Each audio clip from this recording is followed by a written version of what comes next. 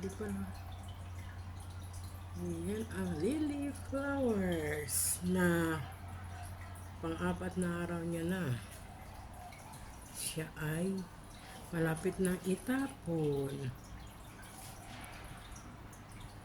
Pagka ano na kasi nagba-brown na yung mga petals niya. Yung malapit na. Ito yung bagong buka. Yung bagong buka meron pa siyang pollen green.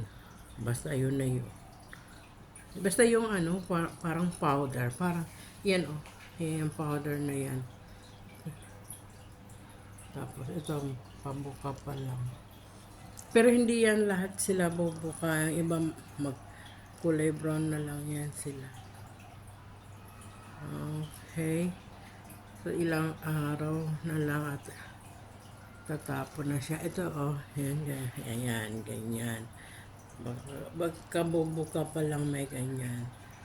Tapos unti-unting malalaglag. Si amo tinatanggal niya eh. Pag tinanggal yan na yung maiwan. Kasi lason daw yan pag napunta sa pagkain. So tinatanggal.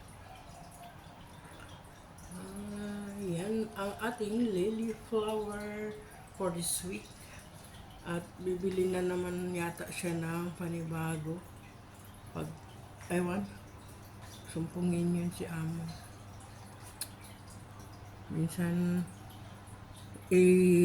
tatago ko na yung flower base niya. Babalutin ko na ng dyaryo at plastic. Bigla-bigla na naman bibili. Kaya hindi ko na tinatago. Bahala siya.